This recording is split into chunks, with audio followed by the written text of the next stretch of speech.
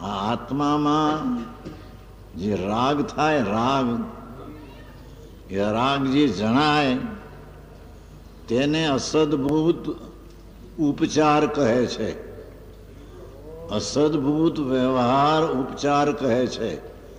એક ભેદ છે વ્યવહારનો.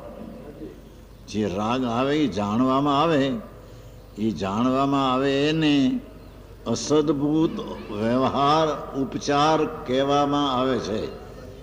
બીજો વાત, જે જાણવામાં ઉપયોગ સ્થૂળ છે, સૂક્ષ્મ નથી, તેથી જાણવામાં આવે છે એ કરતાં બાકી રહી જાય છે. અંદર જાણવા યોગ બીજો રાગ રહી જાય છે.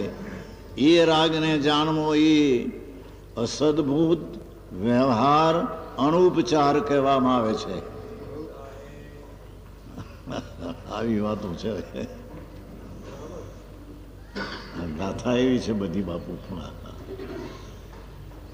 રાગ છે એ જાણવામાં આવે એને અસદભૂત ઉપચાર કહેવામાં આવે, આરોપ. અને તે જ વખતે રાગ છે એ ઉપયોગ બહુ સ્થૂળ છે, તેથી જાણવામાં ન આવે એ રાગને અસદભૂત અણુપચાર વ્યવહાર કહેવામાં આવે છે. તો એ વ્યવહાર અસદભૂત વ્યવહારના બે ભેદ થઈ ગયા. હવે સદભૂત વ્યવહાર, રાગને આત્મા જાણે છે એમ કહેવું એ સદભૂત ઉપચાર નહીં છે. આ તે ચારે નહીનો નિષેધ કરશે. પહેલો ચાર બતાવી અને પછી નિષેધ કરશે કે આ દડવા જેવો નથી. બે વાત સમજાણી. રાગ જે રાગ થાય છે એમાં જાણવા ન જાણવાના બે પ્રકાર પડે છે. કારણ કે સ્થૂળ ઉપયોગ સ્થૂળ છે, એટલે જાણવા યોગ રાગ જેટલો ખ્યાલમાં આવે એને અસદભૂત વ્યવહાર ઉપચાર કરીએ, અને એ વખતે જ રાગ બાકી રહે છે અંદર જાણવા યોગ્ય, તેને અસદભૂત અનુપચાર વ્યવહાર કહીએ. બે વાત થઈ. અસદભૂત વ્યવહારની બે વાત થઈ. પછી બીજી બે વાત, સદભૂત વ્યવહારના બે ભાગ. આ બધોમાં એ ચાર ભાગ આવે છે. આત્મા રાગને જાણે એ આત્માનું નામ, એનું નામ જાણવું છે એ સદભૂત પોતાની પર્યાય છે, અને પરને જાણે છે માટે સદભૂત ઉપચાર છે. આવી વાતો હોય. રાગ આત્મા જાણે એ જાણવાની દશા એ પોતાની સદભૂત પોતાની છે, પણ રાગ પર છે તેને જાણે, તેથી તેને સદભૂત ઉપચાર વ્યવહાર નહીં કહેવામાં આવે છે. માર્ગ તો જે હસી આવશે બાપુ, બીજું ક્યાંથી આવે? હા હા, બહારની ગૂંથણી કરી કરીને મરી ગયો જનતકાળથી. મોટા બાદશાહ અબજોપતિ થઈને મરીને નર્કને નિગોદમાં ચાલ્યા ગયા છે. હા હા, ત્યાં કોઈ સામું જોયું નથી આના દુઃખને. એવા દુઃખો ભગવાને હું તો કહે છે, પ્રભુ તો મનુષ્યપણે પણ મરી ગયો એટલી વાર જુવાન અવસ્થામાં કે તારી માં રોવે તારા મરણ વખતે એના આંસુના દરિયા ભરાય. શું કીધું? મનુષ્યપણે જુવાનમાં તારી તું મરી ગયો ત્યારે તારી માને આંસુ આવ્યા. એ એટલી વાર મરી ગયો ને એટલી વાર આંસુ આવ્યા કે આંસુના દરિયા ભરાય. એટલી વાર તું મનુષ્યપણે જુવાનમાં મરીને તારી માને રોરાવી છે તે. હા હા હા હા, પણ ત્યાં ભવરહિત કે વાતની વાત અંદર પ્રેમથી રુચિથી સાંભળી નથી. હા હા હા, એટલે અહીંયા કે છે આ ચાર વ્યવહારના ચાર ભેદ છે એ નિષેધ કરવા લાયક છે. રાગના બે ભેદ પીડ્યા એ નિષેધ કરવા લાયક છે. હવે સદભૂતના બે ભેદ, જ્ઞાન પોતાનું છે ને રાગને જાણે છે એમ કહેવું એ પોતાનું છે માટે સદભૂત, એને જાણે છે એમ કહેવું ઉપચાર આરોપ એ સદભૂત વ્યવહાર ઉપચાર કહેવામાં આવે છે. અને ત્રીજો બોલ, ચોથો બોલ એ જ્ઞાનથી આત્મા એટલો ભેદ પડ્યો. તેથી તે સદભૂત વ્યવહાર અનુપચાર કહેવામાં આવે છે. આવી વાતો છે. કોઈ દી સાંભળ્યું ન હોય ને એની ચીજ શું અહીં તો હજી તો વ્યવહાર આવો છે એ આદરણીય નથી એમ કેવું છે. એ 4 પ્રકારનો જે વ્યવહાર છે એ આદરણીય નથી. પણ હજી વ્યવહારને સમજતો નથી કોને વ્યવહાર કેવો. બાયડી છોકરાના વ્યવહાર એ વ્યવહારની અહીં વાત છે જ નહીં. એ તો પર વસ્તુ છે. એની હારે તારે સંબંધ શું છે? એનો આત્મા જુદો, એનું શરીર જુદું, તારો આત્મા જુદો, તારા પરમાણુ શરીરના જુદા. અહીં તો તારામાં થતી દશા વ્યવહારની તેની પહેલી વાત છે. તે વ્યવહાર અંગીકાર કરવા લાયક નથી તે એને સમજાવે છે. તે રાગના 2 પ્રકાર,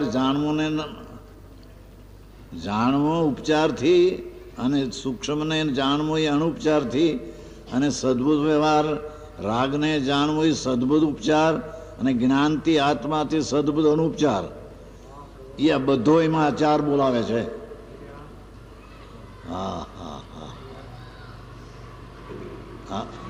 વ્યવહાર નહીં બધોય એટલે 4 અભૂતાર્થ હોવાથી એ વ્યવહાર નહીં જૂઠો છે. વસ્તુનું સ્વરૂપ એ વ્યવહારમય છે નહીં. જૈન દર્શનનું પ્રાણ છે ત્રિલોકનાથ જિનેશ્વર દેવ. એની વાણીમાં મુખ્ય આવ્યું છે. પરમાત્મા બિરાજે છે મહાવિધિમાં વર્તમાન, સાક્ષાત સમુસણમાં બિરાજે છે. ઇન્દ્રોને ગંધર્વો જાય છે, નાગને વાઘને સિંહ જંગલમાંથી પણ સાંભળવા સમુસણમાં જાય છે. દેવના ઇન્દ્રો પણ પોતાનો વૈભવ છોડી ભગવાન પાસે સાંભળવા જાય છે. એ વાણી કેવી હોય બાપુ? હે ઇન્દ્રનો વૈભવ, પેલા દેવલોકનો 32 લાખ વૈમાન, એક વૈમાનમાં અસંખ્ય દેવ, એનો લાડો અને ક્રોડો પસરાવો. એ સંકેતી જ્ઞાની છે, ત્યાં આત્મજ્ઞાની છે. એ પણ પરમાત્મા પાસે ધર્મની આત્માની વાત સાંભળવા ધર્મ પ્રગટ્યો છે છતાં પૂર્ણ કરવા માટે પણ સાંભળવા જાય છે. એવી કથા ધર્મની મોંઘી છે. જે વૈભવ છોડીને સાંભળવા આવે, અહીં ઘરેથી જરીક શાક લઈને કંઈક શાક આવ્યું, નહીં તો હું શાક લઈ આવું પછી જાઉં, એટલી તો કિંમત સાંભળવાની હજી એને. શાકબાગ લઈ આવ્યા કે નહીં, કે કોણ લાવ્યું નથી, નહીં તો હું લઈ આવું પછી જશું, એટલી કિંમત એને સાંભળવાની કિંમત કેટલી. અહીં કે છે આ જે વ્યવહારના ભેદ 4 કહ્યા તે અભૂતાર્થ છે. અભૂતાર્થ નામ જૂઠા છે. એ આત્માને લાભદાયક છે નહીં. લક્ષ્મીચંદભાઈ, આ તમારી લખેલી ગાથા છે 11મી કે 6ઠી વાંચવી ને 11મી વાંચવી.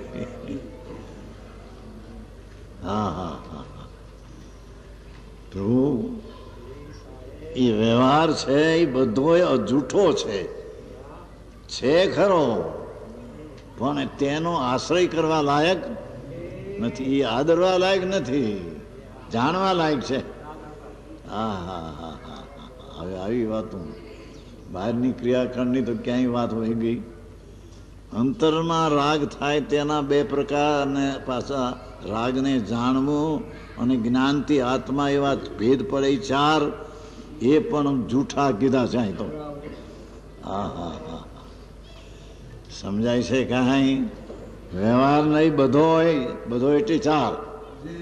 અભૂતાર્થ હોવાથી અવિદ્યમાન વસ્તુમાં સ્વરૂપમાં નથી તેવી વાત કરનારો વ્યવહાર નહીં છે. માટે તે વ્યવહાર નહીં આદરણીય છે નહીં. આવી વાર્તા આવો ઉપદેશ કહે. અવિદ્યમાન, અસત્ય, અભૂત નથી તેવા અર્થને પ્રગટ કરે છે. એ ચાર નહીં, વ્યવહાર વાસ્તવિક અભેદ વસ્તુ ભગવાન છે, તેમાં ભેદ નથી, તેની વ્યવહાર નહીં ભેદની વાતો ચાર પ્રકારથી કરે છે. તેથી તેને અસત્ય કહેવામાં આવ્યો છે. ભાષા તો સાદી છે, પણ હવે પકડવું ન પકડવું તો સ્વતંત્ર જીવ છે. અનંતકાળ થયો છે બાપા રખડતા. અસદભૂત હોવાથી અર્થને શુદ્ધ નહીં, એક જ ભૂતાર્થ છે. એ ચાર પ્રકારના જે નય કીધા જ્ઞાનના અંશો, નય એટલે જ્ઞાનના અંશો, એ ચાર પ્રકાર કયા તે બધા અસત્ય છે. એ આદરણીય નથી, આશ્રય કરવા લાયક નથી, અંગીકાર કરવા લાયક નથી. ત્યારે શુદ્ધ નહીં, એક જ.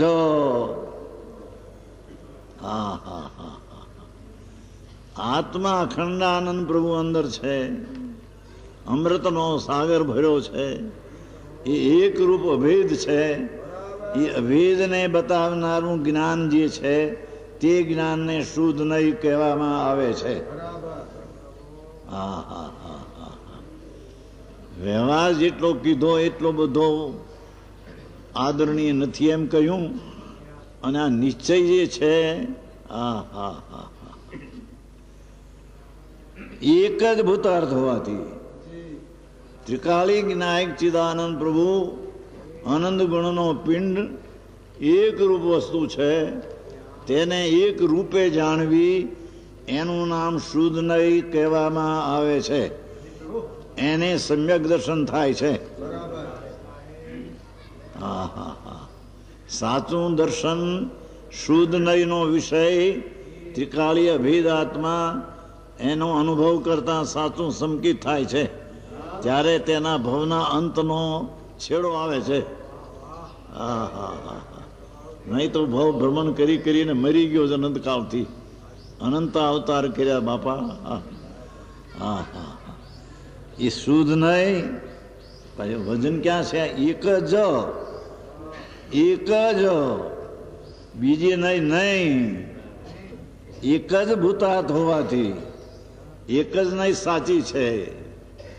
જે ત્રિકાળી અખંડાનંદ પ્રભુ આનંદ ગુણ એક જેમ સાકર છે, એમાં ગળપણ, મીઠાશ, ધોળાપ એ બધો ભેદ પાડવો વ્યવહાર છે. સાકર સાકર રૂપે છે, એને એક રૂપે જાણવું તે અભેદ છે. એમ ભગવાન આત્માને જ્ઞાનના ભેદથી ચાર પ્રકારથી જાણવો વ્યવહાર છે. એ વસ્તુ અસત્યાર છે. એક રૂપ ચૈતન વસ્તુ અંદર છે. ત્રિકાળી અભેદ અખંડાનંદ પ્રભુ એને જાણનારો શુદ્ધ નહીં એટલે સમ્યક જ્ઞાનનો અંશ તે એક જ સત્ય હોવાથી ભૂતાર્થ એટલે સત્ય.